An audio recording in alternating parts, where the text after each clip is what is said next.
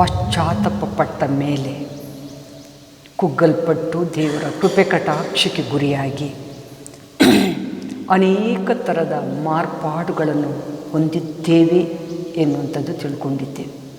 ಆ ಮಾರ್ಪಾಡುಗಳು ಯಾವುದಂದರೆ, ದೀನತ್ವಕ್ಕೆ ಬರ್ತೀವಿ.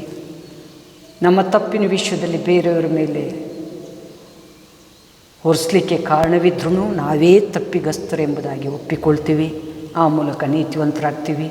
ನೀತಿವಂತರಾದ ಮೇಲೆ ಬೇರೆಯವರ ಹತ್ರ ಯಾರ ಹತ್ರ ಅದು ದ್ವೇಷ ಇದ್ದರೆ ಅದನ್ನು ಹೋಗಿ ಪರಿಹರಿಸಿಕೊಂಡು ಸಂಧಾನವಾಗ್ತೀವಿ. ಸಂಧಾನ ಆದ ಮೇಲೆ ನಾವು ದೇವರ ಒಂದು ನಿರ್ಮಲತ್ವಕ್ಕೆ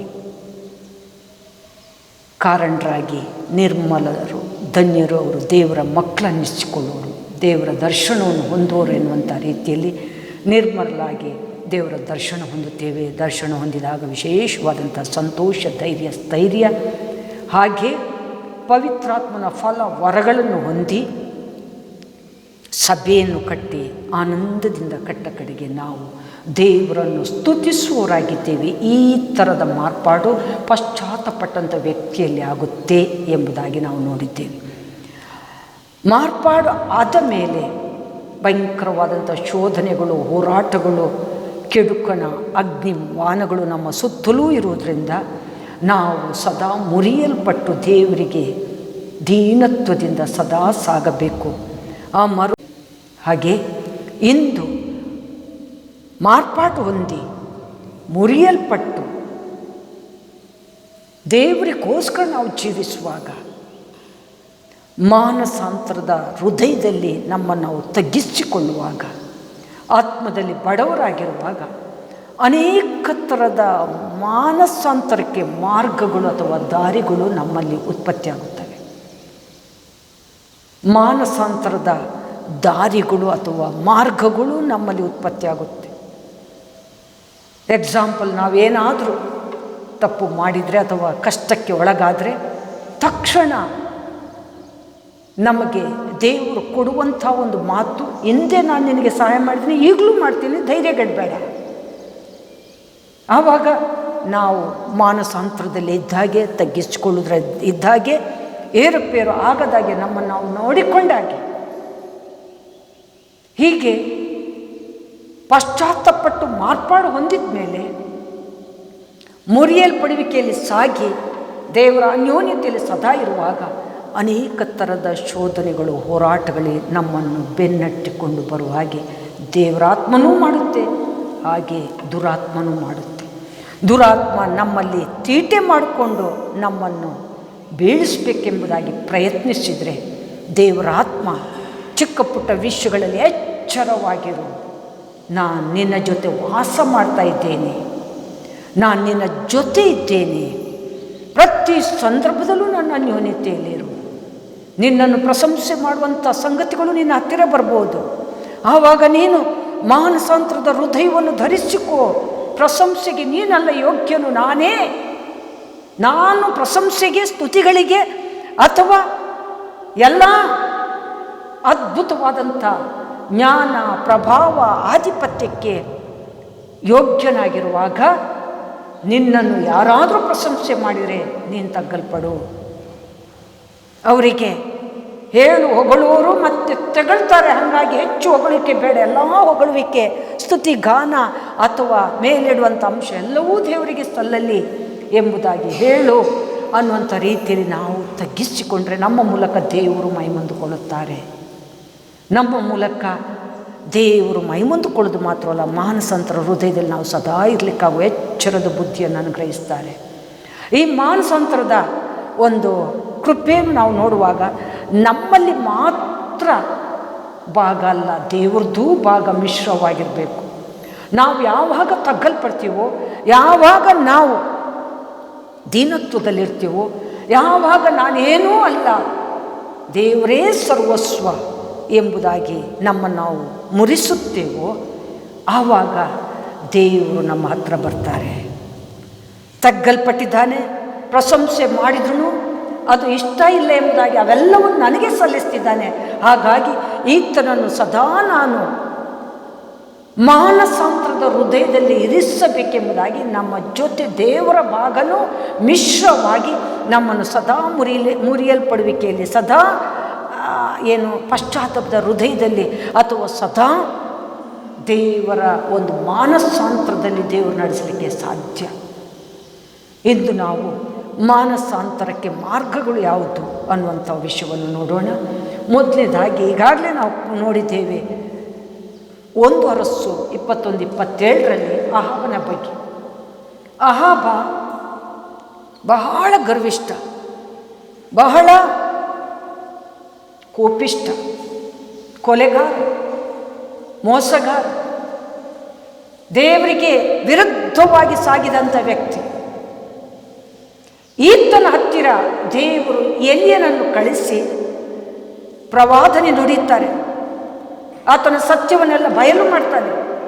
ಅದುವರೆಗೆ ಅಹಾಬ ನನ್ನ ಗುಟ್ಟು ಯಾರಿಗೂ ಬಯಲಾಗಲ್ಲ ಎಂಬುದಾಗಿ ಧೈರ್ಯವಾಗಿ ಅಹಂಕಾರದಿಂದ, ದರ್ಪದಿಂದ, ಭಯ ಇಲ್ಲದ ಜೀವಿತದಿಂದ ದೇವರಿಗೂ ಭಯ ಪಡೆದ ಸಾಕ್ತಾ ಇದ್ದ. ಒಂದು ದಿವಸ ದೇವರು ಎಲಿಯನನ್ನು ಅಹಾಬನ ಬಳಿಗೆ ಕಳಿಸುವಾಗ ಎಲಿಯನ ಮೂಲಕ ದೈವೋಕ್ತಿ ಅಹಾಬನಿಗೆ ಮುಟ್ಟಿತ್ತು. ದೈವೋಕ್ತಿ ಅಹಾಬನಿಗೆ ಮುಟ್ಟುವಾಗ ಅಹಾಬ ಕಕ್ಕಾಬಿಕ್ಕಿಯಾದ, ಭಯ ಪಟ್ಕೊಂಡ. ಏನಿದು, ನನ್ನ ಗುಟ್ಟು ಯಾರಿಗೂ ಗೊತ್ತಾಗಲ್ಲ ಎಂಬುದಾಗಿ ನಾನು ಎಣಿಸಿದ್ರೆ ಈ ಎಲಿಯನ ಮೂಲಕ ಗೊತ್ತಾಗಿದೆ. ಅಂದರೆ ಈ ಎಲಿಯ ದೇವ ಮನುಷ್ಯ, ದೇವರ ಆತ್ಮ ಉಳ್ಳವನು, ಈತನು ಸಾಮಾನ್ಯ ವ್ಯಕ್ತಿ ಅಲ್ಲ, ಈತನ ಮೂಲಕ ದೇವರು ನನಗೆ ಸಹಾಯ ಮಾಡ್ತಿದ್ದಾರೆ ಎಂಬುದಾಗಿ ಭಯದಿಂದ ನಡುಗಿ ಕಕ್ಕಾಬಿಕ್ಕಿ ಆದದ್ದಲ್ಲ, ಅಲ್ಲಿಂದ ತನ್ನನ್ನು ಭಯದಿಂದ ದೇವರಿಗೆ ಒಪ್ಪಿಸ್ತಾನೆ. ದೇವರಿಗೆ ಒಪ್ಪಿಸುವಾಗ ದೇವರ ಭಾಗನು ಈತರ ಹತ್ರ ಬರುತ್ತೆ. ಈತನು ಮಾಡಿದಂಥ ಸಂಗತಿ ಏನು? ಇದು ದೈವೋಕ್ತಿ, ದೇವರ ಮಾತು. ಎಲಿಯನು ತನ್ನಷ್ಟಕ್ಕೆ ತಾನು ನುಡಿಯಲಿಲ್ಲ, ನನಗಾಗಿ ನನ್ನ ಮಾರ್ಪಡುವಿಕೆಗೋಸ್ಕರ ದೇವರಿಂದ ನುಡಿದಿದ್ದಾನೆ. ಇದನ್ನು ನಾನು ಸ್ವೀಕರಿಸಬೇಕೆಂಬುದಾಗಿ ತಗ್ಗಲ್ಪಡುವಾಗ, ಮುರಿಯಲ್ಪಡುವಾಗ, ದೀನತ್ವಕ್ಕೆ ಬರುವಾಗ ದೇವರು ಸಮೇತ ಈತನ ಹತ್ರ ಬಂದು ಇವನನ್ನು ಕಂಪ್ಲೀಟ್ ಮುರಿಸಿ ದೀನತ್ವಕ್ಕೆ ನಡೆಸಿ ಕಟ್ಟ ಕಡೆಗೆ ಈತನಿಗೆ ಬರಬೇಕಾದಂಥ ಗಂಡಾಂತರವನ್ನು ಆತನ ಮಗನ ಕಾಲಕ್ಕೆ ಸಾಗಿಸ್ತಾರೆ. ಈತನಿಗೆ ದೀನತ್ವ ಹೆಂಗೆ ಬಂತು? ಇವನು ದೇವರ ವಾಕ್ಯ ದೈವೋಕ್ತಿ ಎಂಬುದಾಗಿ ಎಣಿಸಿದ್ರಿಂದ. ಈತನು ಹೇಗೆ ಗರ್ವಿಷ್ಠನಾಗಿದ್ದವನು ದೀನತ್ವದಿಂದ ದೇವರ ಹತ್ರ ಪ್ರಾರ್ಥನೆ ಅಥವಾ ಪ್ರವರ್ತನೆ ಮಾಡಿದ? ದೇವರಿಗೆ ಭಯಪಟ್ಟದ್ರಿಂದ. ಹೇಗೆ ದೈವ ಭಾಗ ಇವನ ಬಳಿಗೆ ಬಂತು? ಇವನು ಕಕ್ಕಾಬಿಕ್ಕಿಯಾಗಿ ದೈವೋಕ್ತಿಯೇ ಹೊರತು ಇದ್ದು ಎಲಿಯನ ಮನುಷ್ಯ ಜ್ಞಾನದಿಂದ ಬಂದ ಮಾತಲ್ಲ, ದೇವರ ಆತ್ಮನ ಮಾತು ಎಂಬುದಾಗಿ ಇವನು ಅದನ್ನು ಸ್ವೀಕರಿಸಿದ್ರಿಂದ ದೇವರ ವಾಕ್ಯಕ್ಕೆ ಅದ್ಭುತವಾದ ಶಕ್ತಿ ಇದೆ ಎಂಬುದಾಗಿ ನಾವು ನೋಡುತ್ತೀವಿ. ದೇವರ ವಾಕ್ಯ ಚಮಟಿಗೆ, ಇಬ್ಬಾಯಿ ಕತ್ತಿ, ಮನುಷ್ಯನ ಹೃದಯ, ಮಾಂಸ ಖಂಡಗಳನ್ನು, ಕೀಳು ಮಜ್ಜೆಗಳನ್ನು ಅಥವಾ ಆಲೋಚನೆಗಳು, ಹೃದಯಗಳನ್ನೇ ಸೀರಿ ಬಿಡುವಷ್ಟು ಶಕ್ತಿಯುತವಾದಂಥ ಒಂದು ವಾಕ್ಯ. ಆ ವಾಕ್ಯನೇ ದೇವರು. ದೇವರ ವಾಕ್ಯದ ಮೂಲಕ ಡೈರೆಕ್ಟಾಗಿ ಎಲಿಯನೊಂದಿಗೆ ಅಹಾಬನ ಮಾರ್ಪಡುವಿಕೆಗೋಸ್ಕರ ಮಾತಾಡುವಾಗ ಅಹಾಬ ಅದನ್ನು ಪ್ರೀತಿಯಿಂದ ಸ್ವೀಕರಿಸಿದ್ರಿಂದ ನಿಜವಾಗಲೂ ಆತನಲ್ಲಿ ಒಂದು ಮಾನಸಾಂತರದ ಮಾರ್ಗೋತ್ಪತ್ತಿ ಆಯಿತು. ಇಲ್ಲಿ ಮಾನಸಾಂತರಕ್ಕೆ ಮಾರ್ಗ ಯಾವುದು? ದೇವರ ವಾಕ್ಯ, ದೈವೋಕ್ತಿ, ದೇವರ ವಾಕ್ಯ ಎಂಬುದಾಗಿ ಅಹಾಬ ಅದನ್ನು ತಕ್ಕೊಂಡು ದೇವರ ಆತ್ಮನಿಗೆ ವಿಧೇಯನಾಗಿ ತನ್ನನ್ನು ಮುದುಡಿಸಿಕೊಂಡು, ಮುರಿಸಿಕೊಂಡು, ಕುಗ್ಗಿಸಿಕೊಂಡು ನಾನು ಏನೂ ಅಲ್ಲ ಎಂಬುದಾಗಿ ದೀನತ್ವದಿಂದ ದೇವರೊಂದಿಗೆ ಪ್ರವರ್ತಿಸಿದಾಗ ಆತನಲ್ಲಿ ದೊಡ್ಡ ಬದಲಾವಣೆ ಆಯಿತು. ದೇವರ ಭಾಗ ಹತ್ತಿರಕ್ಕೆ ಬಂತು, ದೈವೋಕ್ತಿ ಆತನೊಳಗೆ ಸೇರಿತ್ತು. ದೀನತ್ವದಿಂದ ಪ್ರಾರ್ಥಿಸಿ ತನಗೆ ಬರಬೇಕಾದಂಥ ಗಂಡಾಂತರವನ್ನೇ ದೂರ ಮಾಡಿಕೊಂಡ ದೈವೋಕ್ತಿ ಈತನನ್ನು ಮಾರ್ಪಡಿಸಿತ್ತು.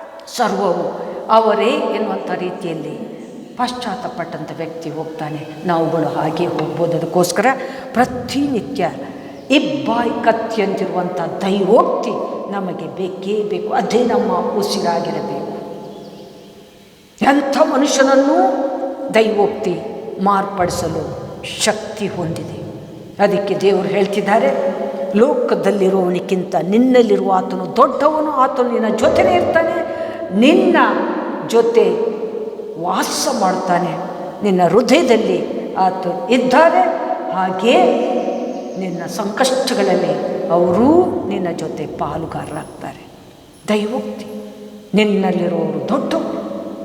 ನಮ್ಮ ದೇವರು ಭೂಮಿ ಆಕಾಶವನ್ನು ಉಂಟು ಮಾಡಿದಂಥ ದೇವರು, ನಮ್ಮನ್ನು ಅನುದಿನ ನಡೆಸುವಂಥ ದೇವರು, ನಮ್ಮನ್ನು ಸಂತೈಸುವಂಥ ದೇವರು, ಆಧರಿಸುವಂಥ ದೇವರು, ಸಲಹುವಂಥ ದೇವರು, ಊಟ ತಿಂಡಿ ಎಲ್ಲವನ್ನು ಕೊಡುವಂಥ ದೇವರು, ಗಾಳಿ ಬೆಳಕು ಆರೋಗ್ಯವನ್ನು ಕೊಟ್ಟು ಇವತ್ತು ಸಂತೃಪ್ತಿಯಲ್ಲಿಟ್ಟಂಥ ದೇವರೇ ಭೂಮಿ ಆಕಾಶವನ್ನುಂಟು ಮಾಡಿದಂಥ ನಮ್ಮ ದೇವರು.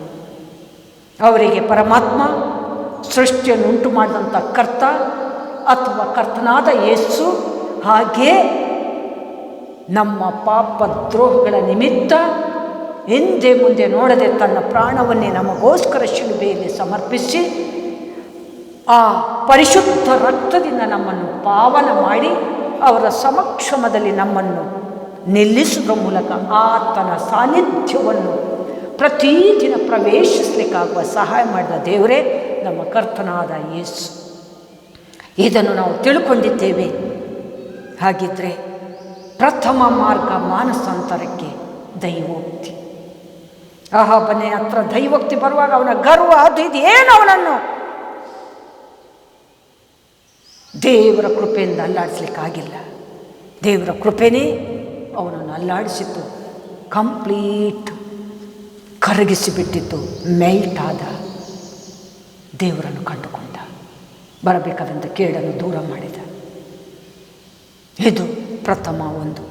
ಇದರಲ್ಲಿ ಆತನ ಭಾಗನೂ ಇತ್ತು, ದೇವರ ಭಾಗನೂ ಇತ್ತು. ಆತನು ಭಯದಿಂದ ದೇವರ ವಾಕ್ಯವನ್ನು ಕೇಳದಿದ್ದರೆ ದೇವರ ಭಾಗ ಅಲ್ಲಿ ಜೋಡಾಗ್ತಿರಲಿಲ್ಲ. ನಮ್ಮಲ್ಲೂ ಅಷ್ಟೇ, ನಾವು ಚಿಕ್ಕ ಪುಟ್ಟ ತಪ್ಪುಗಳನ್ನು ಪ್ರತಿದಿನ ಮಾಡ್ತಿದ್ದೇವೆ, ದುಡುಕ್ತೀವಿ, ಸಿಟ್ಟುಕೊಳ್ತೀವಿ ಅಥವಾ ಬೈತೀವಿ. ಆದರೆ ದೇವರು ನಮ್ಮ ಜೊತೆ ಇದ್ದು ನಮ್ಮ ದೇಹದಲ್ಲಿ ದೇವರು ವಾಸ ಮಾಡೋದರಿಂದ ಅವೆಲ್ಲದರ ನಿಮಿತ್ತ ಅದೇ ಕ್ಷಮದಲ್ಲಿ ನಾವು ಕ್ಷಮೆ ಕೇಳಬೇಕು, ಆದಷ್ಟು ಸಹಿಸಿಕೊಳ್ಬೇಕು, ಆದಷ್ಟು ತಾಳ್ಮೆ ತಗೊಳ್ಬೇಕು, ಆದಷ್ಟು ನಮ್ಮ ತಪ್ಪನ್ನು ಅರ್ಥ ಮಾಡಿಕೊಂಡು ದುಡುಕುವ ಸ್ವಭಾವ ಇದ್ರೂ ತಗ್ಗಿಸಿಕೊಳ್ಬೇಕು. ಇದು ನಮ್ಮ ಪಾಲಿಗೆ ಬಂದಂಥ ದೈವ ಕೃಪೆ ಪ್ರಿಯರೇ. ಆಗ ಮಾತ್ರ ನಾವು ನೀತಿವಂತರು ಅಥವಾ ದೇವ ಮಕ್ಕಳು ಅಥವಾ ಪರಲೋಕದ ಸ್ವಾಸ್ಥ್ಯ ಆಸ್ತಿ ಆಗಲಿಕ್ಕೆ ಸಾಧ್ಯ. ಆಗ ಮಾತ್ರ ನಾವು ಅನೇಕರನ್ನು ಪರಲೋಕಕ್ಕೆ ಸೇರಿಸಲಿಕ್ಕೆ, ನರಕದಿಂದ ತಪ್ಪಿಸಲಿಕ್ಕೆ, ಹಾಗೆ ದೇವರ ಋಣ ತೀರಿಸಲಿಕ್ಕೆ ಸಾಧ್ಯ ಪ್ರಿಯರೇ. ನಮ್ಮ ಸೇವೆ ಫಲದಾಯಕವಾಗಿ ಸಾಗಬೇಕಿದ್ರೆ ನಾವು ಸದಾ ಮಾನಸಾಂತರದ ಮುರಿಯಲ್ಪಡುವಿಕೆ ಜೀವಿತದಲ್ಲಿರಬೇಕು. ಇದರಿಂದ ಏನು ಲಾಭ ಎಂಬುದಾಗಿ ಲೋಕ ನಮ್ಮನ್ನು ಕೇಳ್ಬೋದು. ಇದರಿಂದ ತುಂಬ ಲಾಭ ಇದೆ. ದೇವರ ಜ್ಞಾನ, ದೇವರ ಸಾನ್ನಿಧ್ಯ, ದೈವ ಸೌಭಾಗ್ಯ, ಪರಲೋಕದ ನಿರೀಕ್ಷೆ, ಮುಖಾಮುಖಿಯಾಗಿ ದೇವರಲ್ಲಿ ಆನಂದಿಸುವುದು, ಸದಾ ಸಮಾಧಾನ, ಸದಾ ಶಾಂತಿ, ಸದಾ ಪ್ರೀತಿ, ದೈವ ಕೃಪೆ, ಕರುಣೆ, ಕ್ಷಮೆ, ಇವೆಲ್ಲ ಅದ್ಭುತವಾದಂಥ ಸಂಪತ್ತು. ಇದು ನಮ್ಮಲ್ಲಿಲ್ಲದೆ ಲೋಕದ ಸಂಪತ್ತು, ದೊಡ್ಡ ಹಣದ ಮೊತ್ತ ನಮ್ಮಲ್ಲಿದೆ ಅಂದರೆ ಅದು ನಮ್ಮನ್ನು ಏನೂ ಮಾಡಲಿಕ್ಕೆ ಸಾಧ್ಯ ಇಲ್ಲ. ದೇವರ ವಾಕ್ಯ ಹೇಳ್ತಿದೆ, ಎಷ್ಟೇ ಜನಬಲ ಹಣ ಬಲ ಇದ್ದರೂ ದೈವ ಬಲ ಇಲ್ಲದಿದೆ, ದೈವ ಕೃಪೆ ಇಲ್ಲದಿದ್ದರೆ ನೀನು ಏನು ಮಾಡಲು ಸಾಧ್ಯ ಇಲ್ಲ. ಹಾಗಿದ್ರೆ ದೇವರ ಬಲನೇ ನಮಗೆ ಅತಿ ಶ್ರೇಷ್ಠವಾದದ್ದು, ಅದು ದೊಡ್ಡ ಸಂಪತ್ತು. ಅದನ್ನು ನಾವು ಪ್ರತಿದಿನ ಸಂಪಾದನೆ ಮಾಡಬೇಕು. ಅವರ ಋಣ ತೀರಿಸೋದಕ್ಕೋಸ್ಕರ ಸದಾ ನಾವು ಮುರಿಯಲ್ಪಡಬೇಕು, ಮಾನಸಾಂತರದ ಹೃದಯದಲ್ಲಿರಬೇಕು. ಅವರು ನಮ್ಮ ಹೃದಯದಲ್ಲಿ ಸದಾ ವಾಸವಾಗಿರೋದ್ರಿಂದ ಅವರಿಗೆ ನಾವು ಸದಾ ಭಯ ಪಡಬೇಕು. ನಮ್ಮ ಆಲೋಚನೆಗಳಲ್ಲಿ, ನಮ್ಮ ಮಾರ್ಗದಲ್ಲಿ ನಾವು ಸದಾ ಯೋಚಿಸಬೇಕು. ನಾನು ಮೆಚ್ಚುಗೆ ಆಗಿದ್ದೇನೋ ಅನ್ನುವಂಥ ಯೋಚನೆ ಸದಾ ನಮ್ಮಲ್ಲಿರಬೇಕು. ಇವರೇ ಭಾಗ್ಯವಂತರು. ಪರಾತ್ಪರನ ಮೊರೆ ಹೊಕ್ಕಿರುವರು ಸರ್ವಶಕ್ತನ ಆಶ್ರಯದಲ್ಲಿ ಸುರಕ್ಷಿತರಾಗಿರುವರು. ಕೀರ್ತನೆ 91 ವಚನ. ಕೇಡು ನಿನ್ನ ದೇಹದ ಗುಡಾರಕ್ಕೂ ಬಾರದು. ದೀರ್ಘಾಯುಷ್ಯವನ್ನು ಅನುಭವಿಸುವೆನು, ನನ್ನ ರಕ್ಷಣೆಯನ್ನು ಅನುಗ್ರಹಿಸುವೆನು, ನನ್ನ ವಿಶೇಷವಾದ ಸಹಾಯವನ್ನು ಅನುಗ್ರಹಿಸುವೆನು. ಹಾಗೆ ಹೋಗುವಾಗ ಬರುವಾಗ ದೇವ ದೂತರ ದಂಡಿನಿಂದ ಕಾವಲಿಸಿ ನಿನ್ನನ್ನು ಅದ್ಭುತವಾಗಿ ಆಶ್ರಯಿಸಿಕೊಳ್ಳುವೆನು. ಇದು ದೈವೋಕ್ತಿ. ಈ ದೈವೋಕ್ತಿ ನಮಗಿರುವಾಗ ನಾವು ಸದಾ ಮುರಿಯಲ್ಪಡಬೇಕು, ಕುಗ್ಗಲ್ಪಡಬೇಕು. ಪಶ್ಚಾತ್ತಾಪದ ಹೃದಯದಿಂದ, ಮಾನಸಾಂತರದಿಂದ ದೇವರಿಗೆ ಮೆಚ್ಚುಗೆ ಆಗಿ ಆತ್ಮದಲ್ಲಿ ಬಡವರಾಗಿರಬೇಕು.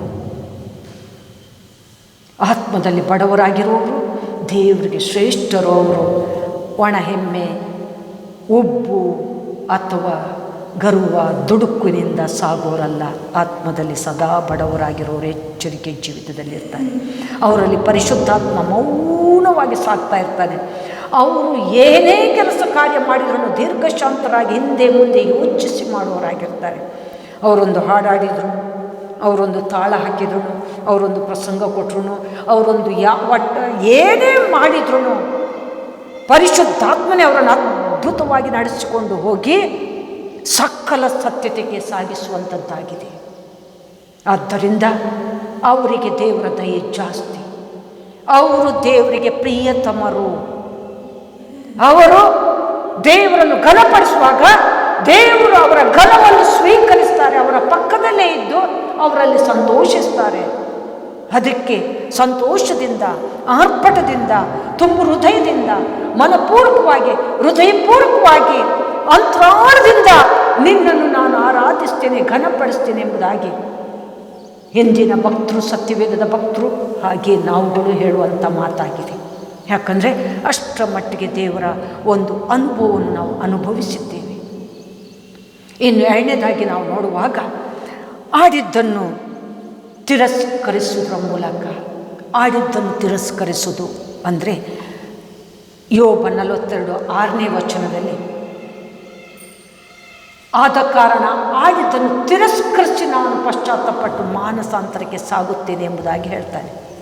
ಆತನ ಸ್ನೇಹಿತರು, ಆತನ ಹೆಂಡತಿ, ಆತನಿಗೆ ಸುತ್ತ ಇರುವಂಥ ಪ್ರತಿ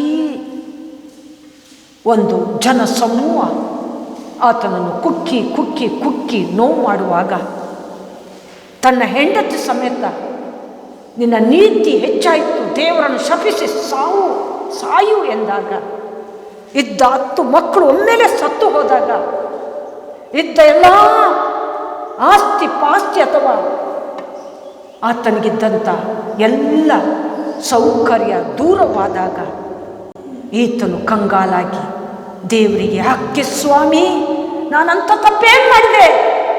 ನಾನು ನೀತಿಯಲ್ಲಿದ್ದದ್ದೇ ತಪ್ಪ? ನಿನ್ನನ್ನು ಆಳವಾಗಿ ಪ್ರೀತಿಸಿದ್ದೇ ತಪ್ಪ? ನಿನಗೆ ಮೆಚ್ಚುಗೆಯಾಗಿ ಸಾಗಿದ್ದೇ ತಪ್ಪ? ಯಾಕೆ ನನಗಿಂತ ಶಿಕ್ಷೆ? ಈವನ್ ನನ್ನ ಸ್ನೇಹಿತರು ಸಮೇತ, ನನ್ನ ಹೆಂಡತಿ ನನ್ನನ್ನು ಅರ್ಥ ಮಾಡಿಕೊಂಡಿಲ್ಲ, ನನ್ನ ಸ್ನೇಹಿತರು ಸಮೇತ ನನ್ನನ್ನು ಕಡೆಗಾಣಿಸ್ತಾ ಇದ್ದಾರೆ, ಹೀಯಾಳಿಸ್ತಿದ್ದಾರೆ. ಯಾಕೆಂತ ಅಪರಾಧ ನನಗೆ ನೀನು ಕೊಟ್ಟಿ, ನನಗೆ ನೀನು ಸಹಾಯ ಮಾಡಬಾರದೆ ಎಂಬುದಾಗಿ ದೇವರನ್ನು ಈತನು ಕೂಗುವಾಗ, ಕಟ್ಟ ಕಡೆಗೆ ದೇವರು, ನಿನ್ನ ನೀತಿಯನ್ನು ನಾನು ಮೆಚ್ಚಿದ್ದೇನೆ, ನೀನು ಸತ್ಯವಂತನೇ, ನನಗೆ ಪ್ರಿಯತಮನೇ, ನೀನು ನ್ಯಾಯವಸ್ಥ, ನಿನ್ನ ಹೆಂಡತಿ ಮಕ್ಕಳು ಅದು ಇದು ಎಲ್ಲ ದೂರ ಆಗಿ ಸ್ನೇಹಿತರು ಸಮೇತ ನಿನ್ನನ್ನು ಕೈ ಬಿಟ್ಟರು, ನಾನು ಕೈ ಬಿಡಲ್ಲ, ನಾನು ನಿನ್ನನ್ನು ಕೈ ಹಿಡಿದು ನನ್ನ ಬಲಗೈಯಿಂದ, ನನ್ನ ನೀತಿಯ ಹಸ್ತದಿಂದ ನಿನ್ನನ್ನು ಆಶೀರ್ವದಿಸುತ್ತಾ ಇದ್ದೇನೆ ಎಂಬುದಾಗಿ ಹೇಳಿದಂಥ ದೇವರು ಆತನಿಗೆ ಮತ್ತೆ 10 ಪಟ್ಟು ಎಲ್ಲವನ್ನು ಕೊಟ್ಟು ಆಶೀರ್ವದಿಸುವಾಗ ಈತನು ಯೋಬ 42:6 ಹೇಳಿದಂಥ ಮಾತು, ಅಪ್ಪ ತಂದೆಯೇ, ನಾನು ಆಡಿದ್ದನ್ನು ತಿರಸ್ಕರಿಸಿ ಈಗ ಪಶ್ಚಾತ್ತಾಪಡುವಂಥ ಮಾನಸಾಂತರದ ಹೃದಯ ನನಗೆ ಅನುಗ್ರಹಿಸು. ಯಾಕಂದರೆ ನಿನ್ನ ವಾಕ್ಯ ಹೇಳುತ್ತಿದೆ, ಮತ್ತಾಯ 12:36 ಸುಮ್ಮನೆ ಮಾತಾಡುವ ಪ್ರತಿಯೊಂದು ವಿಷಯಕ್ಕೂ ಲೆಕ್ಕ ಕೊಡಬೇಕಾಗಿದೆ. ನೀನು ಮಾತಿನಿಂದಲೇ ಅಪರಾಧಿ, ನಿನ್ನ ಮಾತಿನಿಂದಲೇ ನೀನು ನೀತಿವಂತ. ಸುಮ್ಮನೆ ನಾವು ಒಟ್ಟಾರೆ ಮಾತಾಡುವಂಗಿಲ್ಲ. ನಮಗೆ ಬಾಯಿದೆ ಅಂತ ಒಟ್ಟಾರೆ ನಾವು ಮಾತಾಡುವಂಗಿಲ್ಲ. ಮತ್ತಾಯ 12:36 ವಚನ, ಸುಮ್ಮನೆ ಮಾತಾಡುವ ಪ್ರತಿ ಒಂದು ವಿಷಯಕ್ಕೂ ನೀವು ಲೆಕ್ಕ ಕೊಡಬೇಕು. ನೀನು ಮಾತಿನಿಂದಲೇ ನಿರಪರಾಧಿ, ನೀನು ಮಾತಿನಿಂದಲೇ ಅಪರಾಧಿ. ಇಂಥ ವಾಕ್ಯಗಳು, ಇಂಥ ದೈವೋಕ್ತಿ ನಮ್ಮಲ್ಲಿರುವಾಗ ನಾವು ಏನಾದರೂ ತಪ್ಪಾಗಿ ಮಾತಾಡಿದರೆ, ಸುಳ್ಳಾಗಿ ಹೇಳಿದರೆ, ದೇವರ ವಾಕ್ಯವನ್ನು ಹಗುರ ಮಾಡಿದರೆ, ಅಥವಾ ನಮ್ಮ ಕುಟುಂಬದಲ್ಲಿ ಒಟ್ಟಾರೆ ಸಾಗಿದ್ರೆ, ನಮ್ಮ ಬುದ್ಧಿ ನಮಗೆ ಸರಿ ಎಂಬುದಾಗಿ ನೀತಿಯನ್ನು ಹಗುರ ಮಾಡಿದರೆ, ಅಥವಾ ಒಳ್ಳೆತನವನ್ನು ಹಗುರ ಮಾಡಿದರೆ, ನಾವು ಆಡಿದ್ದನ್ನು ತಿರಸ್ಕರಿಸಿ ಪಶ್ಚಾತ್ತಾಪಡಲೇಬೇಕು. ಆಡಿದ್ದನ್ನು ತಿರಸ್ಕರಿಸಿ ಪಶ್ಚಾತ್ತಾಪಡಲೇಬೇಕು. ಮಾನಸಾಂತರದ ಹೃದಯದಲ್ಲಿ ಯೋಬ ನನ್ನ ಹೆಂಡತಿ ಕೈ ಬಿಟ್ರು, ನನ್ನ ಸ್ನೇಹಿತರು ಕೈ ಬಿಟ್ರು, ಸುತ್ತಮುತ್ತಲಿನ ಜನರು ಕೈ ಬಿಟ್ರು, ಅಪ್ಪ ನೀನು ಕೈ ಬಿಟ್ಟಿಲ್ಲ, ನನ್ನ ಕೈಯನ್ನು ಹಿಡಿದು ನಿಲ್ಲಿಸಿದ್ದಿ, ಮತ್ತೆ ತಿರುಗಿ ನನಗೆ ದಿವ್ಯ ಭಾಗ್ಯವನ್ನು ಅನುಗ್ರಹಿಸಿದ್ದಿ ಎಂಬುದಾಗಿ ಅಂಗಲಾಚಿಕೊಂಡು ದೇವರನ್ನು ಬೇಡುವಾಗ ಆತನು ದೇವರಿಗೆ ಹೇಳಿದಂಥ ಪ್ರಥಮ ಪಾಯಿಂಟ್, ಆದ ಕಾರಣ ಆಡಿದನ್ನು ತಿರಸ್ಕರಿಸಿ ನಾನು ಪಶ್ಚಾತ್ತಾಪ ಪಡ್ತೀನಿ. ಈ ಮಾತು ನಮ್ಮಲ್ಲೂ ಇರಬೇಕು. ದೇವರ ಭಯ ನಮ್ಮನ್ನು ಕಾಡುವಾಗ, ಜ್ಞಾನದ ಬೆಳಕು ನಮ್ಮ ಹತ್ತಿರ ಬರುವಾಗ ನಮ್ಮನ್ನು ನಾವು ಪರೀಕ್ಷಿಸಿಕೊಂಡವರಾಗಿ, ಸ್ವಾಮಿ ನಾನು ಏನು ಅಲ್ಲ ಎಂಬುದಾಗಿ, ಹಿಂದೆ ನಾವು ದುರಭ್ಯಾಸದಿಂದ ವರ್ತಿಸಿದ್ದೆವೋ ಅಥವಾ ದುಷ್ಟ ಮಾರ್ಗದಲ್ಲಿ ಜೀವಿಸಿ ನಮ್ಮ ಬುದ್ಧಿ ನಮಗೇ ಸರಿ ಎಂಬುದಾಗಿ ಸಾಗಿದ್ದೆವೋ, ಅಥವಾ ದುರ್ಭಾಷೆಗಳನ್ನು ಆಡಿ ದೇವರಿಗೆ ನೋವು ಮಾಡಿದ್ದೆವೋ, ಬೇರೆಯವರ ಕೂಗು ದೇವರಿಗೆ ನಮ್ಮ ನಿಮಿತ್ತ ಮುಟ್ಟಿ ನಾವು ಶಾಪಕ್ಕೆ, ದೋಷಕ್ಕೆ, ಪಾಪಕ್ಕೆ ಗುರಿಯಾಗಿದ್ದೆವೋ, ಇದು ನಮ್ಮಲ್ಲಿದ್ದದ್ದೇ ಆದರೆ ನಾವು ಸಮೇತ ಆಡಿದ್ದನ್ನು ತಿರಸ್ಕರಿಸಿ ಪಶ್ಚಾತ್ತಾಪ ಪಡಲೇಬೇಕು, ಮುರಿಯಲ್ಪಡಲೇಬೇಕು. ಮಾನಸಾಂತರದ ಹೃದಯವನ್ನು ನಾವು ಧರಿಸಿಕೊಳ್ಳಲೇಬೇಕು. ಯೋಬ 42:6 ಯೋಬ ಮಾಡಿದಂಥ ಸಂಗತಿ, ಆತನನ್ನು ಎಲ್ಲ ಕೈ ಬಿಟ್ಟರು, ಅಪ್ಪ ನೀನು ನನ್ನನ್ನು ಕೈ ಬಿಟ್ಟಿಲ್ಲ ಎಂಬುದ ದೇವರೊಂದಿಗೆ ಜೋಡಾಗಿ ದೇವರ ಮಹಾಕೃಪೆಗೆ ಮತ್ತೆ ಸಾಗಿದ. ಇದು ನಮ್ಮಲ್ಲೂ ದೇವರು ಮಾಡುವಂಥ ಒಂದು ವಿಧಾನ. ಯಾಕಂದರೆ ದೇವರು ನಮ್ಮ ಮಂತ್ರಾಳವನ್ನು ಪರೀಕ್ಷಿಸುವಾಗ ಸೈತಾನನನ್ನು ಸ್ವಲ್ಪ ಸಮಯ ಬಿಡ್ತಾರೆ. ಶಿಲುಬೆಯಲ್ಲಿ ಯೇಸು ಸ್ವಾಮಿಯನ್ನು ದೇವರು ಪರೀಕ್ಷಿಸುವಾಗ 40 ದಿವಸ ಉಪವಾಸ ಆದ ತಕ್ಷಣ ಸೈತಾನ ಹತ್ರ ಬಂದು ಹಸುವಿನಲ್ಲಿ ಯೇಸು ಸ್ವಾಮಿಯನ್ನು ಕೆಣಕಿದ. ನೀನು ದೇವಕುಮಾರನಾಗಿದ್ದರೆ ಈ ಕಲ್ಲುಗಳನ್ನು ರೊಟ್ಟಿ ಮಾಡಿ ತಿನ್ನು, ದೇವರ ವಾಕ್ಯ ಹೇಳುತ್ತದೆಲ್ಲ, ತಿನ್ನು ಅನ್ನುವಾಗ ಅದೇ ಸಂದರ್ಭದಲ್ಲಿ ದೇವರ ವಾಕ್ಯ ಹೇಳುತ್ತಿದೆ, ರೊಟ್ಟಿ ತಿಂದ ಮಾತ್ರಕ್ಕೆ ಮನುಷ್ಯ ಬದುಕಲ್ಲ, ದೇವರ ಮಾತಿನಿಂದ ಬರುವ ಪ್ರತಿ ವಾಕ್ಯಕ್ಕೆ ಬದುಕುತ್ತಾನೆ. ಅದನ್ನು ಹೇಳುವಾಗ ಸೈತಾನನು ಸ್ವಲ್ಪ ಮಟ್ಟಿಗೆ ಅಲ್ಲಾಡಿದ. ಇನ್ನೊಂದು ರೀತಿಯಲ್ಲಿ ಜಿಗ್ಜಾಗಿ ಬರೋಣ ಎಂಬುದಾಗಿ ಪ್ಲ್ಯಾನ್ ಮಾಡಿಕೊಂಡು, ಹೌದು ದೇವದೂತರು ನಿನ್ನನ್ನು ಬಂದು ಹಿಡಿದುಕೊಳ್ಳುತ್ತಾರೆ, ಈ ಶಿಖರದಿಂದ ಧುಮುಕು, ಕರ್ತನನ್ನು ಪರೀಕ್ಷಿಸಬಾರ್ದೆಂಬುದಾಗಿ ಧರ್ಮಶಾಸ್ತ್ರದಲ್ಲಿ ಬರೆದಿದೆ. ಅದು ದೈವೋಕ್ತಿ.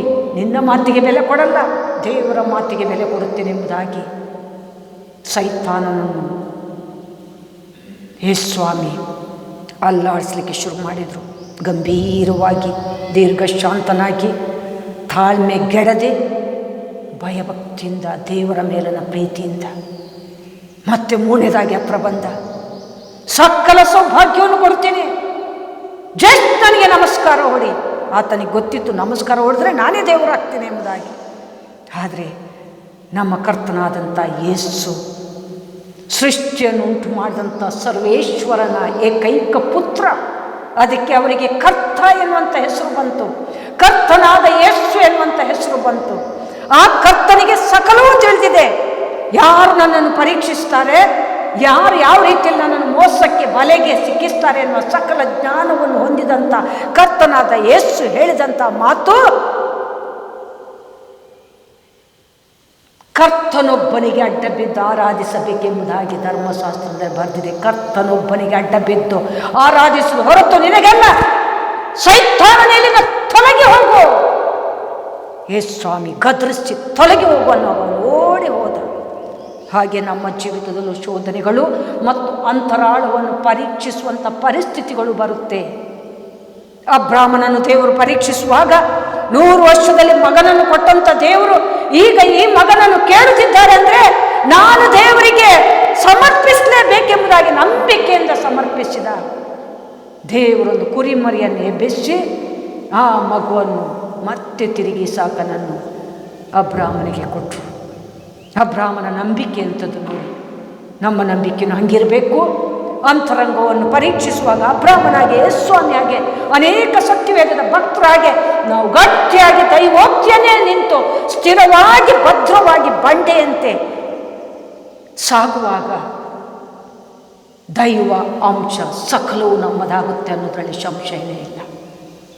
ಅದಕ್ಕೋಸ್ಕರ ಯೇಸ್ವಾಮಿ ಪರಲೋಕದ ಸೌಭಾಗ್ಯವನ್ನೇ ತ್ಯಜಿಸಿ ಆ ಸೌಭಾಗ್ಯವನ್ನು ನಮಗೆ ಕೊಡೋದಕ್ಕೋಸ್ಕರ ತಾನು ನಮಗೋಸ್ಕರ ಬಡವರಾದರು, ನಮ್ಮನ್ನು ಶ್ರೀಮಂತರನ್ನಾಗಿ ಮಾಡೋದಕ್ಕೋಸ್ಕರ ಯೇಸ್ವಾಮಿ ನಮಗೋಸ್ಕರ ಮಹಿಮೆಯ ಪದವಿಯನ್ನೇ ತ್ಯಜಿಸಿ ನಮ್ಮ ಪಾಪ ದ್ರೋಹಗಳನ್ನು ಹೊತ್ತುಕೊಂಡು ಶಿಲುಬೆಯಲ್ಲಿ ತನ್ನನ್ನು ನಮಗೋಸ್ಕರ ತ್ಯಾಗವಾಗಿ ಸಮರ್ಪಿಸಿ ಅವರ ಪರಿಶುದ್ಧ ರಕ್ತದಿಂದ ನಮ್ಮನ್ನು ಪಾವನ ಮಾಡಿ ಪರಮಾತ್ಮನ ತಂದೆಯ ಸಮಕ್ಷಮದಲ್ಲಿ ನಿರ್ಭಯರಾಗಿ, ಸ್ವತಂತ್ರರಾಗಿ, ನೀತಿವಂತರನ್ನಾಗಿ, ಹಾಗೆ ಆತನ ಮಕ್ಕಳನ್ನಾಗಿ ಮಾಡಿದ್ರು.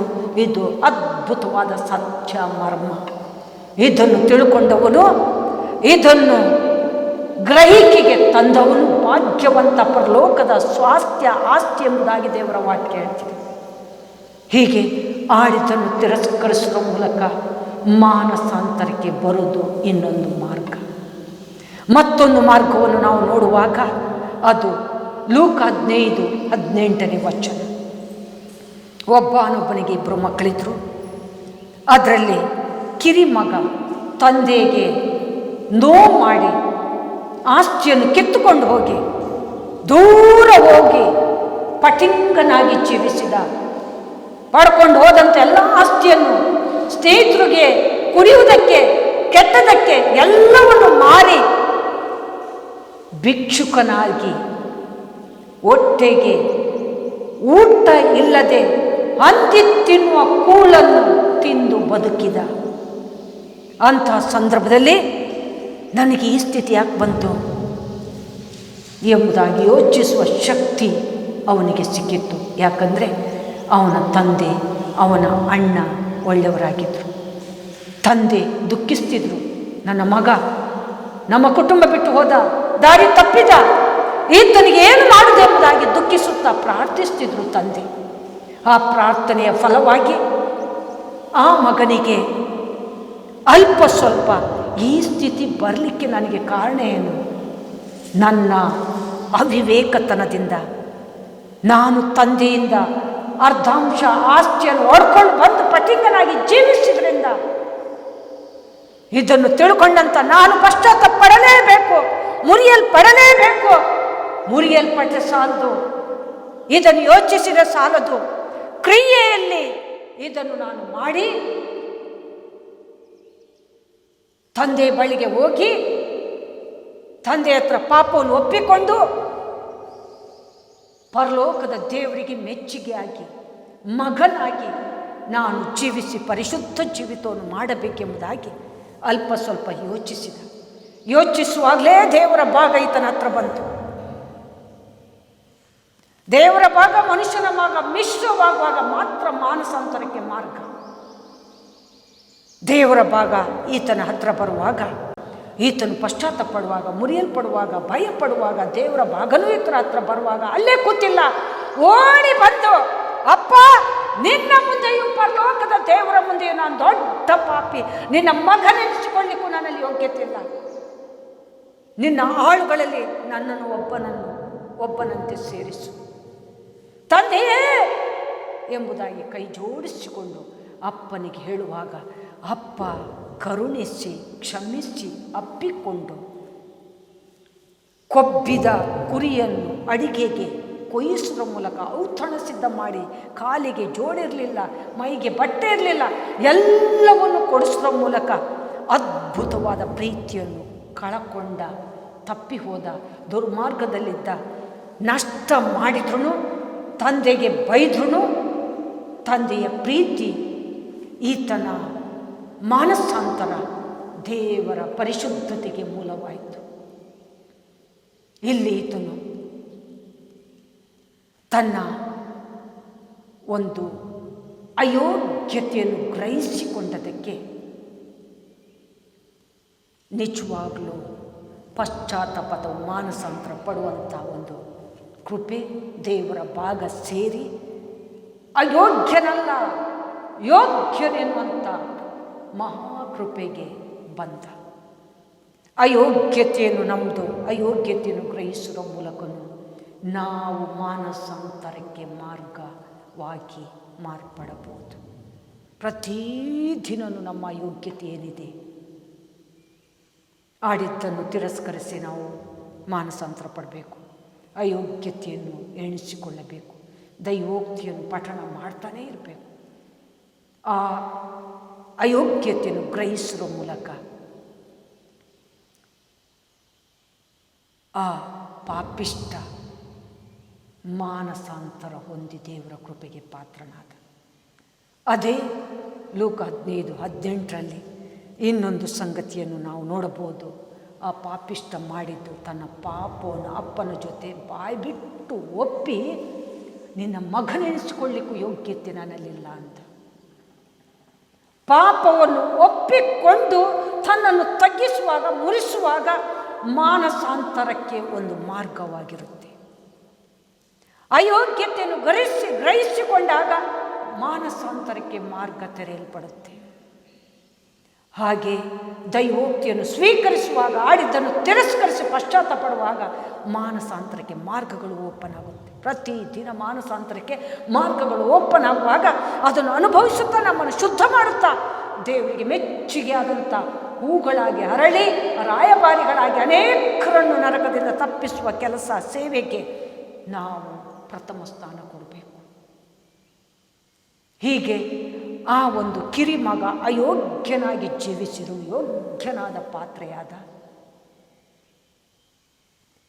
ಅಯೋಗ್ಯತೆಯನ್ನು ಗ್ರಹಿಸಿಕೊಂಡು ಮಾನಸಾಂತರಕ್ಕೆ ಬಂದ. ಹಾಗೆ ಪಾಪವನ್ನು ಒಪ್ಪಿಕೊಂಡು ಬಿಟ್ಟು ತಂದೆಯ ಬಳಿಯಲ್ಲಿ ತಿರುಗಿ ಮಗನೆನಿಸಿಕೊಂಡು ದೇವರ ಕೃಪೆಗೆ ಪಾತ್ರನಾದ. ಆತನು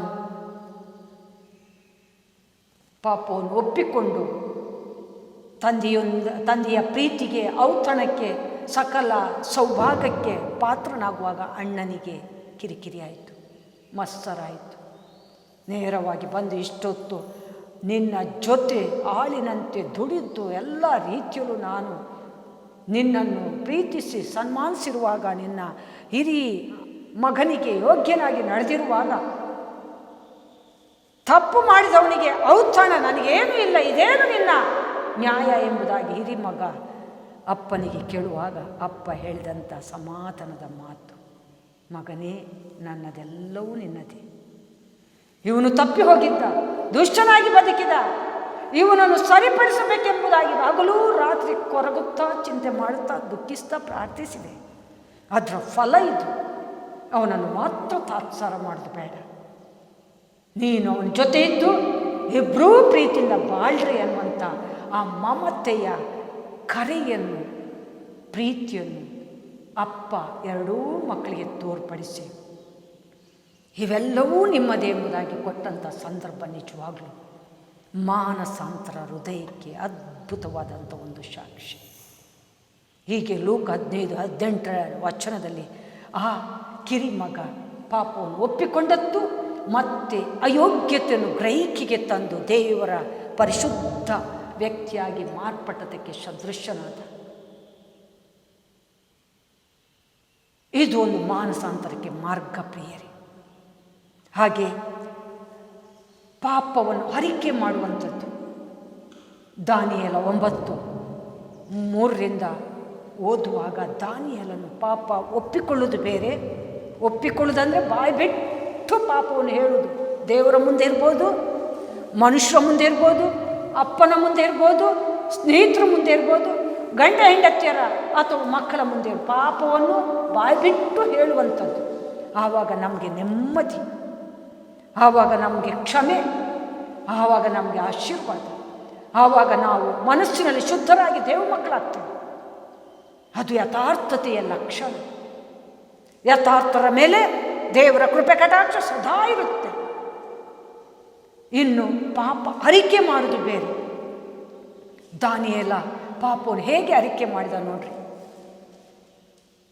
ಉಪವಾಸ ಮಾಡಿ ಗೋಣಿ ತಟ್ಟನ್ನು ಕಟ್ಟಿಕೊಂಡು ದಾನಿಯೇಲ 9ನೇ ಅಧ್ಯಾಯದಲ್ಲಿ 3ರಿಂದ ನೋಡುವಾಗ, ಅಪ್ಪ, ನಾವು ನಮ್ಮ ಹಿರಿಯರು, ನಮ್ಮ ಪ್ರಧಾನರು, ನಮ್ಮ ರಾಜರುಗಳು, ಅರಸರುಗಳು, ಸಾಮಾನ್ಯ ಜನರು ಎಲ್ಲರೂ ಪಾಪ ಮಾಡಿ ನಿನಗೆ ದ್ರೋಹ ಮಾಡಿದ್ದೇವೆ.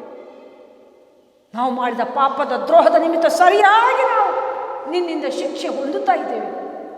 ಇಸ್ರಾಯೇಲ್ ಎನಿಸಿಕೊಂಡಂಥ ಭಕ್ತರು ಎನಿಸಿಕೊಂಡಂಥ ನಾವುಗಳು ನಿನಗೆ ವಿರುದ್ಧವಾದ ಕಾರ್ಯವನ್ನೇ ಮಾಡಿದೆ ಹೊರತು ನೀನು ಮೆಚ್ಚುವಂಥ ಕಾರ್ಯವನ್ನು ಮಾಡಿಲ್ಲ.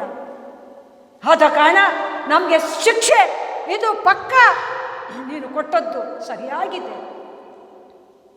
ಆದರೆ ನಾನಿವತ್ತು ಎಲ್ಲರ ಪರವಾಗಿ ಕ್ಷಮೆ ಕೇಳ್ತಾ ಇದ್ದೀನಿ. ನನ್ನ ಪರವಾಗಿ, ನಮ್ಮ ಪರವಾಗಿ, ಪ್ರಧಾನರ ಪರವಾಗಿ, ಹಿರಿಯರ ಪರವಾಗಿ, ಅರಸುಗಳ ಪರವಾಗಿ, ರಾಜರುಗಳ ಪರವಾಗಿ, ನನ್ನ ದೇಶದ ಪರವಾಗಿ ನಾನು ನಿನ್ನಲ್ಲಿ ಕ್ಷಮೆ ಕೇಳಿ ಸ್ವಾಮಿ ಸ್ವಾಮಿ. ದಾನಿಯೇಲ 9ನೇ ಅಧ್ಯಾಯದಲ್ಲಿ ಆತನು ಕೆಲವು ಸಂಗತಿಯನ್ನು ಹೇಳ್ತಿದ್ದಾನೆ. ಅದು ಬಹಳ ಆಶ್ಚರ್ಯವಾಗಿದೆ. ದಾನಿಯೇಲ 9:19 ವಚನ ನೋಡ್ರಿ. ಸ್ವಾಮಿ ಕೇಳು, ಸ್ವಾಮಿ ಕ್ಷಮಿಸು, ಸ್ವಾಮಿ ಲಾಲಿಸು, ಕಾರ್ಯವನ್ನು ಸಾಧಿಸು, ತಡ ಮಾಡಬೇಡ. ನನ್ನ ದೇವರೇ, ನನ್ನ ಜನವು, ನನ್ನ ಪಟ್ಟಣವು ನಿನ್ನ ಹೆಸರಿನವುಗಳಾದ ಕಾರಣ ನಿನ್ನ ಹೆಸರನ್ನು ಕಾಪಾಡಿಕೊ. ನನ್ನ ಜನರು, ನನ್ನ ಪಟ್ಟಣ ಎಲ್ಲವೂ ನಿನ್ನವರಾದ ಕಾರಣ, ಇಸ್ರಾಯೇಲ್ ವಂಶವಾದ ಕಾರಣ ನಿನ್ನ ಜನರನ್ನು ನಿನ್ನ ಹೆಸರಿಗೆ ಸರಿಯಾಗಿ ಕಾಪಾಡಿಕೊ.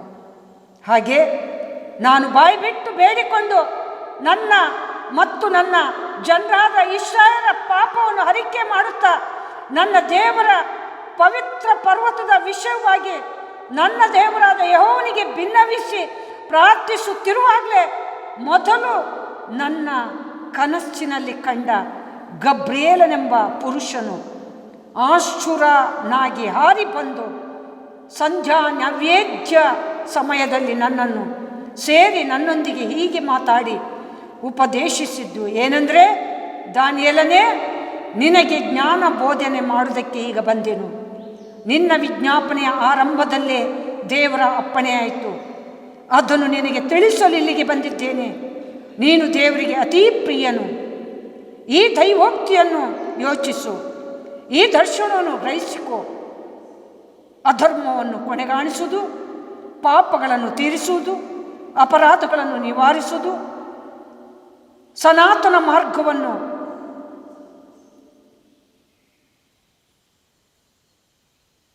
ಸನಾತನ ಧರ್ಮವನ್ನು ಸ್ಥಾಪಿಸುವುದು, ಕನಸನ್ನು, ಪ್ರವಾದಿಯ ನುಡಿಯನ್ನು ಮುದ್ರೆ ಹಾಕಿ ಯಥಾರ್ಥತೆಯನ್ನು ಮಾಡುವುದು, ಅತಿ ಪರಿಶುದ್ಧವಾದದನ್ನು ಅಭಿಷೇಕಿಸುವುದು, ಇವೆಲ್ಲ ನೆರವೇರಿಸುವುದಕ್ಕೆ ಮೊದಲು ನಿನ್ನ ಜನಕ್ಕೂ ನಿನ್ನ ಪರಿಶುದ್ಧ ಪುರಕ್ಕೂ 70 ವಾರಗಳು ಕಳೆಯಬೇಕು ಎಂಬುದಾಗಿ ನಿಷ್ಕರ್ಷೆಯಾಗಿದೆ.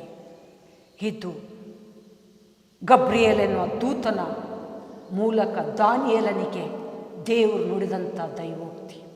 ದಾನಿಯೇಲನು, ಸ್ವಾಮಿ ಸ್ವಾಮಿ ಲಾಲಿಸು, ಕ್ಷಮಿಸು, ಕೇಳು. ನನ್ನ ಜನರು, ನಾನು, ನನ್ನ ಪಟ್ಟಣ ನಿನ್ನವರು, ನಿನ್ನ ಹೆಸರಿನ ನಿಮಿತ್ತ ನಿನಗಾಗಿ ನಾನು ಕಾಪಾಡಿಕೋ, ಕೈ ಬಿಡಬೇಡ ಅನ್ನುವಾಗ ಆತನು ಒಂದೊಂದಾಗಿ ದೇವರಿಗೆ ಅರಿಕೆ ಮಾಡಿದ, ವಿಜ್ಞಾಪಿಸಿದ, ಒಪ್ಪಿಸಿದ. ತಾನೊಬ್ಬನೇ ಗೋಣಿ ತಟ್ಟನ್ನು ಕಟ್ಟಿಕೊಂಡು ಉಪವಾಸ ಮಾಡಿ ಒಪ್ಪಿಸಿದ. ಆಗ ಗಬ್ರಿಯೇಲ ದೂತ ಬಂದು ಪಾಪವನ್ನು ಕಡೆಗಾಡಿಸುವುದು, ಧರ್ಮವನ್ನು ಸ್ಥಾಪಿಸುವುದು, ಅತಿ ಪರಿಶುದ್ಧತೆಯನ್ನು ಹೆಚ್ಚಿಸುವುದು, ಆಮೇಲೆ ಸನಾತನ ಮಾರ್ಗವನ್ನು, ಹಾಗೇ ದೇವ ಮಕ್ಕಳೆನ್ನುವಂಥ ಒಂದು ಧರ್ಮವನ್ನು, ಪರಿಸರವನ್ನು, ನನ್ನ ಪುರ ಪಟ್ಟಣವನ್ನು ಸ್ಥಾಪಿಸುವುದು ನನ್ನ ಕರ್ತವ್ಯವಾಗಿದೆ. ಅದಕ್ಕೋಸ್ಕರ ನಿನ್ನನ್ನು ನಾನು ಆರಿಸಿದ್ದೇನೆ, ನಿನ್ನ ಪ್ರಾರ್ಥನೆಯ ಹರಿಕೆಯ ಪ್ರಾರಂಭದಲ್ಲೇ ದೇವರಿಗೆ ನಿನ್ನ ವಿಜ್ಞಾಪನೆ ಮುಟ್ಟಿದೆ. ಹಾಗಾಗಿ ನೀನು ನನಗೆ ಪ್ರಿಯನು, ಅತಿ ಪ್ರಿಯನು, ಭಯಪಡಬೇಡ. ನಿನ್ನೆಲ್ಲ ಶುದ್ಧವಾಗಿರುವ ಆಲೋಚನೆಗಳನ್ನು ನೆರವೇರಿಸಲು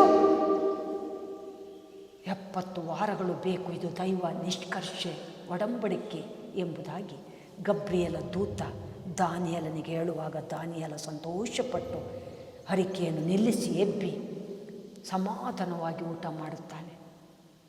ಇದನ್ನು ಗಮನಿಸುವಾಗ ನಾವು ಸಮೇತ ನಮ್ಮ ಕುಟುಂಬಕ್ಕೋಸ್ಕರ, ನಮ್ಮ ಮಕ್ಕಳಿಗೋಸ್ಕರ, ನಮ್ಮ ಸಭೆಗೋಸ್ಕರ, ನಮ್ಮ ಸುತ್ತಮುತ್ತಲಿನ ಜನರಿಗೋಸ್ಕರ, ನಮ್ಮ ಈ ಪಟ್ಟಣ, ನಮ್ಮ ಈ ಜಿಲ್ಲೆ, ನಮ್ಮ ಈ ರಾಜ್ಯ, ನಮ್ಮ ಈ ದೇಶ, ಎಲ್ಲ ರಾಷ್ಟ್ರಗಳಿಗೆ, ಇಡೀ ವಿಶ್ವಕ್ಕೋಸ್ಕರ ಗೋಣಿತಟ್ಟನ್ನು ಕಟ್ಟುವ ರೀತಿಯಲ್ಲಿ ಪಶ್ಚಾತ್ತಾಪಟ್ಟುಕೊಂಡು ಮಾನಸಾಂತರ ಪಟ್ಟುಕೊಂಡು ಉಪವಾಸ ವ್ರತಗಳನ್ನು ಗೊತ್ತು ಮಾಡಿ, ಸ್ವಾಮಿ ಸ್ವಾಮಿ ಕೇಳು, ಲಾಲಿಸು, ನಮ್ಮ ವಿಜ್ಞಾಪನೆಗೆ ಕಿವಿ ಕೊಡು, ಕ್ಷಮಿಸು, ನಾವು ನಿನ್ನವರೇ, ನಿನ್ನನ್ನು ಅರಿತವರು, ಈ ಲೋಕಕ್ಕೆ ನಿನ್ನ ಬಗ್ಗೆ ಗೊತ್ತಿಲ್ಲ, ಸಂಶಯ ಪಡ್ತಿದ್ದಾರೆ, ತಪ್ಪಾಗಿ ಗ್ರಹಿಸ್ತಿದ್ದಾರೆ, ಜಾತಿ ಮತ ಎಂಬುದಾಗಿ ಹೇಳ್ತಿದ್ದಾರೆ.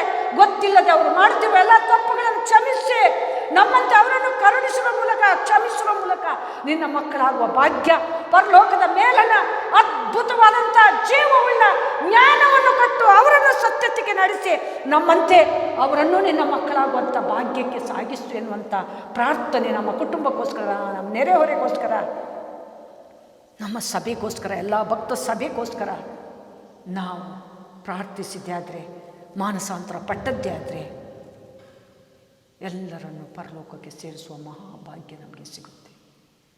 ಇದನ್ನು ದಾನಿಯೇಲ ತನ್ನ ಪಟ್ಟಣಕ್ಕೋಸ್ಕರ, ತನ್ನ ರಾಜ್ಯ ದೇಶಕ್ಕೋಸ್ಕರ ಹಗಲು ರಾತ್ರಿ ಕಾದಾಡುವಾಗ ದೇವರು, ನೀನು ಕಾದಾಡಿದ ಆರಂಭದಲ್ಲೇ ನಿನ್ನ ವಿಜ್ಞಾಪನೆ ನನಗೆ ಮುಟ್ಟಿದೆ. ನಾವುಗಳು ಇದೇ ರೀತಿಯಲ್ಲಿ ದೇವರ ಹತ್ರ ಪ್ರವರ್ತಿಸಬೇಕು. ಪ್ರಿಯರೇ, ನಮ್ಮ ಜೀವಿತ ಸ್ವಾರ್ಥ ಜೀವಿತವಾಗಿರಬಾರದು.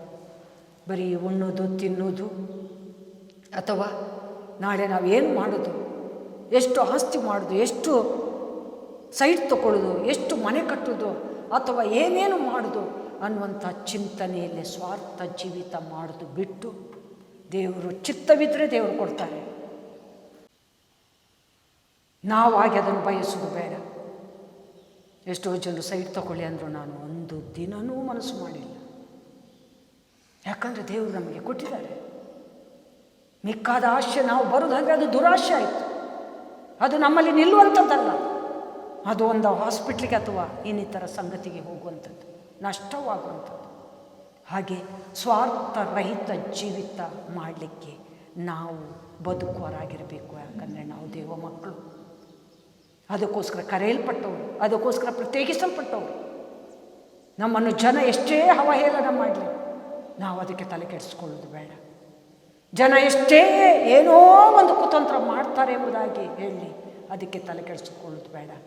ದೇವರ ವಾಕ್ಯ ಈಗಾಗಲೇ 2 ಕೊರಿಂಥ 6 ನಾವೇನು ಓದಿದೆವು ಅದನ್ನು ಇನ್ನೊಂದು ಸಲ ಓದೋಣ.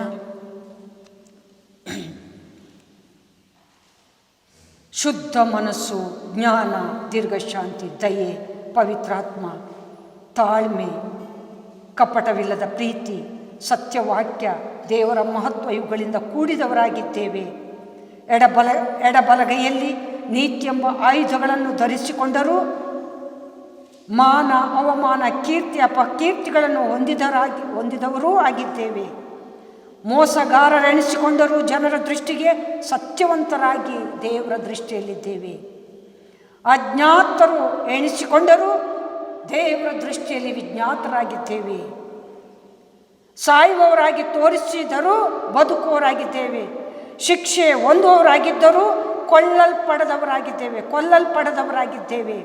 ದುಃಖ ಪಡುವವರಾಗಿದ್ದರೂ ಯಾವಾಗಲೂ ದೇವರ ಕೃಪೆಯಿಂದ ಸಂತೋಷ ಪಡುವವರಾಗಿದ್ದೇವೆ. ಬಡವರಾಗಿದ್ದರೂ ಅನೇಕರಿಗೆ ಜ್ಞಾನವನ್ನು ಕೊಡುವುದರ ಮೂಲಕ, ದೇವ ಮಕ್ಕಳನ್ನಾಗಿ ಮಾರ್ಪಡಿಸುವ ಮೂಲಕ ಐಶ್ವರ್ಯವನ್ನುಂಟು ಮಾಡುವ ಮಕ್ಕಳಾಗಿದ್ದೇವೆ. ಏನು ಇಲ್ಲದವರಾಗಿದ್ದರೂ ಎಲ್ಲ ಇದ್ದವರಾಗಿದ್ದೇವೆ. ಹಾಗೆಯೇ ಕ್ರಿಸ್ತ ನಂಬಿಕೆ ಇಲ್ಲದವರೊಂದಿಗೆ ಸೇರಿ ಈ ಜೋಡರಾಗಬೇಡ್ರಿ. ಧರ್ಮಕ್ಕೂ ಅಧರ್ಮಕ್ಕೂ ಜೊತೆಯೇನು? ಬೆಳಕಿಗೂ ಕತ್ತಲಿಗೂ ಐಕ್ಯವೇನು? ಕ್ರಿಸ್ತನಿಗೂ ಸೈತಾನನಿಗೂ ಒಡನಾಟವೇನು? ನಂಬುವವನಿಗೂ ನಂಬದೇ ಇರುವವನಿಗೆ ಪಾಲುಗಾರಿಕೆ ಏನು? ದೇವರ ಮಂದಿರಕ್ಕೂ ವಿಗ್ರಹಗಳಿಗೂ ಒಪ್ಪಿಗೆ ಏನು? ನಾವು ಜೀವ ಸ್ವರೂಪನಾದ ದೇವರ ಮಂದಿರವಾಗಿದ್ದೇವಲ್ಲ. ಇದರ ಸಂಬಂಧವಾಗಿ ದೇವರು, ನಾನು ಅವರಲ್ಲಿ ವಾಸಿಸುತ್ತಾ ತಿರುಗಾಡುವೆನು, ನಾನು ಅವರಿಗೆ ದೇವರಾಗಿರುವೆನು, ಅವರು ನನಗೆ ಪ್ರಜೆಯಾಗಿರುವರು ಎಂದು ಹೇಳುತ್ತಾ ಅನ್ಯ ಜನರ ಮಧ್ಯದಲ್ಲಿಂದ ಹೊರಟು ಬಂದು ಪ್ರತ್ಯೇಕವಾಗಿರಿ, ಅಶುದ್ಧವಾದ ಯಾವುದನ್ನೂ ಮುಟ್ಟದಿರಿ ಎಂದು ಕರ್ತನು ಹೇಳುತ್ತಾನೆ. ನಾನು ನಿಮ್ಮನ್ನು ಸೇರಿಸಿಕೊಂಡು ನಿಮಗೆ ತಂದೆಯಾಗಿರುವೆನು, ನೀವು ನನಗೆ ಕುಮಾರ ಕುಮಾರಿಯರಾಗಿರುವಿರಿ. ಸರ್ವಶಕ್ತನಾದಂಥ ಕರ್ತನು ಹೇಳುತ್ತಾನೆ.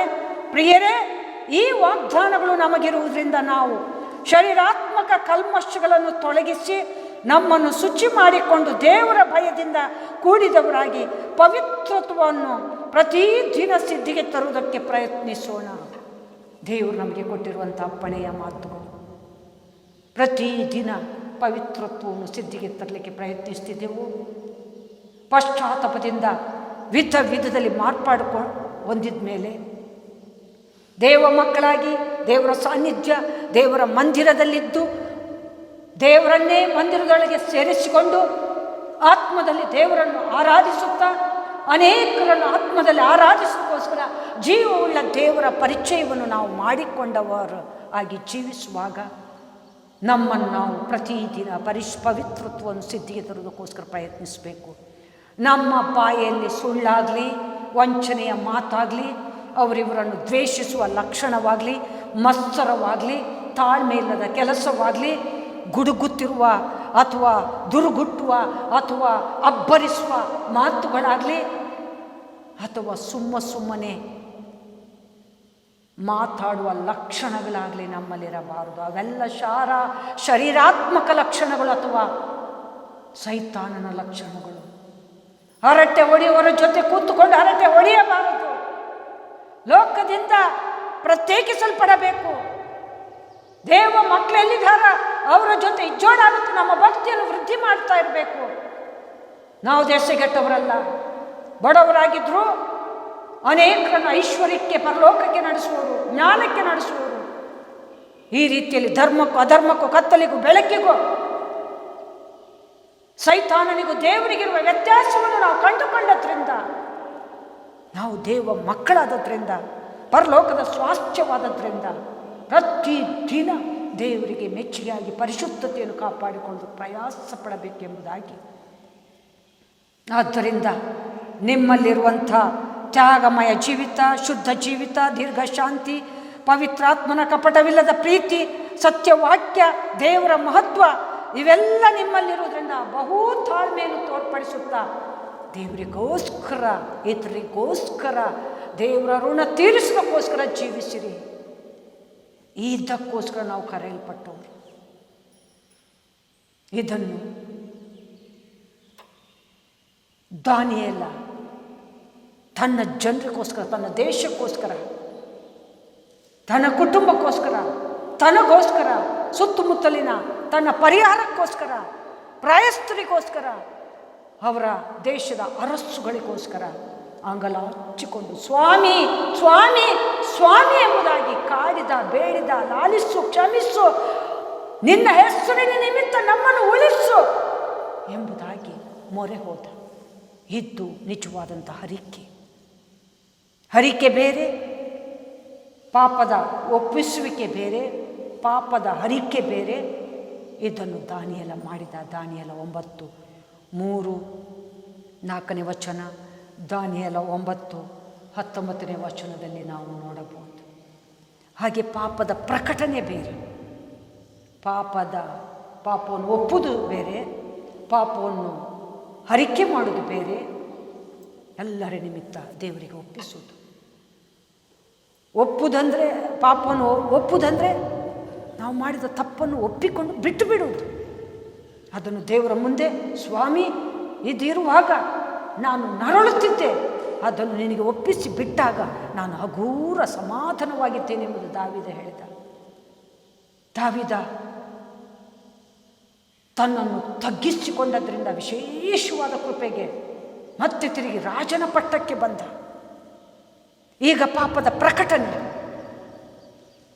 ಯೆಶಾಯ 6:5-6 ವಚನದಲ್ಲಿ ಯೆಶಾಯ ಹೊಲಸು ತುಟಿಯವು, ಹೊಲಸು ಮಾತಾಡುವವರ ಸಂಘದಲ್ಲಿ ಜೀವಿಸ್ತಿದ್ದವು.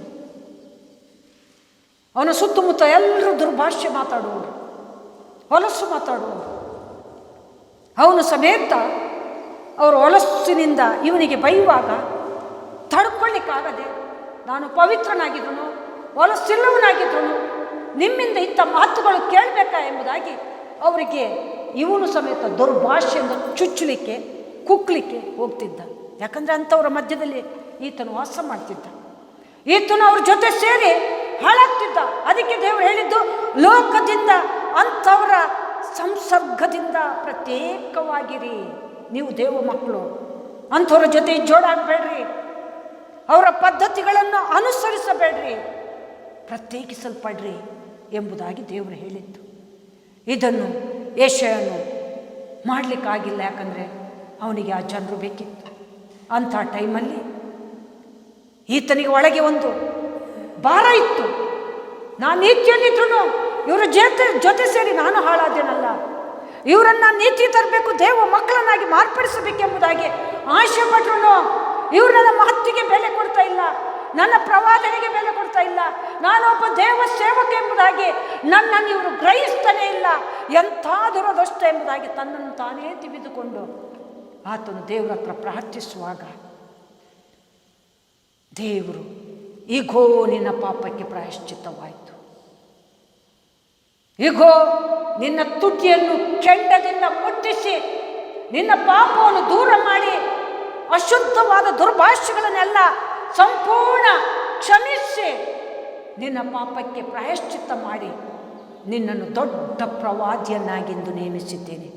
ಮುಂದಿನ ದಿನಗಳಲ್ಲಿ ನಿನ್ನ ಮಾತುಗಳನ್ನು ಎಲ್ಲರೂ ಕೇಳುವರು, ನಿನ್ನ ಜೊತೆ ನನ್ನ ಯಾರು ಹಗುರ ಮಾಡರು. ನಾನು ಅಂಥ ಕಾರ್ಯವನ್ನು, ಅಧಿಕಾಶ್ಚರ್ಯವುಳ್ಳ ಕಾರ್ಯವನ್ನು ನಿನ್ನ ಮಧ್ಯದಲ್ಲಿ ಮಾಡಿ ನಿನ್ನ ಜನರನ್ನು ಸರಿದಾರಿಗೆ ತರುವೆನು. ಅವರು ನನ್ನವರು, ನೀನು ನನ್ನವನು, ನಾನು ನಿನ್ನನ್ನು ಕೈ ಬಿಡಲ್ಲ ಎಂಬುದಾಗಿ ಯೆಶಾಯನಿಗೆ ದೇವರು ಯೆಶಾಯ 6:5-6 ವಚನದಲ್ಲಿ ನುಡಿಯುತ್ತಾರೆ. ಆತನು ದುರ್ಭಾಷೆ ಮಾತಾಡಿದಕ್ಕೆ ಒಂದು ಕೆಂಡವನ್ನು ತಂದು ಆತನ ನಾಲಿಗೆಗೆ ತುಟಿಗೆ ದೇವರು ಮುಟ್ಟಿಸ್ತಾರೆ. ಅದೊಂದು ಜ್ಞಾಪಕಾರ್ಥವಾಗಿ ಬೇನೆ ಆಗಿರಲಿ. ಮುಂದೆ ಎಂದೂ ನಿನ್ನ ಬಾಯಿಂದ ದುರ್ಭಾಷೆ ಬರಬಾರ್ದು. ಮುಂದೆ ಎಂದೂ ನೀನು ಈ ಜನರ ಜೊತೆ ಸೇರಿ ಅವರಂಗೆ ದುಡುಕಬಾರ್ದು, ಅವರಂಗೆ ಬೈಬಾರ್ದು, ಅವರಂಗೆ ಗುಣಗುಟ್ಟುತ್ತಾ ಇರಬಾರ್ದು, ತಾಳ್ಮೆ ಕೆಡಬಾರದು. ನಿನ್ನ ಪಾಲಿಗೆ ಬಂದದ್ದನ್ನು ನೀನು ನಿನ್ನ ವಶದಲ್ಲಿ ಗಟ್ಟಿಯಾಗಿ ಇಟ್ಟುಕೊಂಡು ಬಂದೆಯಂತೆ ಸ್ಥಿರವಾಗಿಟ್ಟುಕೊಂಡು ದೇವರಿಗೆ ಮೆಚ್ಚುಗೆಯಾದ ಪಾತ್ರೆ ಆಗಲೇಬೇಕು. ನಿನ್ನನ್ನು ನೋಡುವವರು ನನ್ನನ್ನು ನೋಡಬೇಕು, ನಿನ್ನನ್ನು ಹಿಂಬಾಲಿಸುವವರು ನನ್ನನ್ನು ಹಿಂಬಾಲಿಸಬೇಕು, ನಿನ್ನನ್ನು ಪ್ರೀತಿಸುವವರು ನನ್ನನ್ನು ಪ್ರೀತಿಸಬೇಕು. ಆ ರೀತಿಯಲ್ಲಿ ನಿನ್ನನ್ನು ನಾನು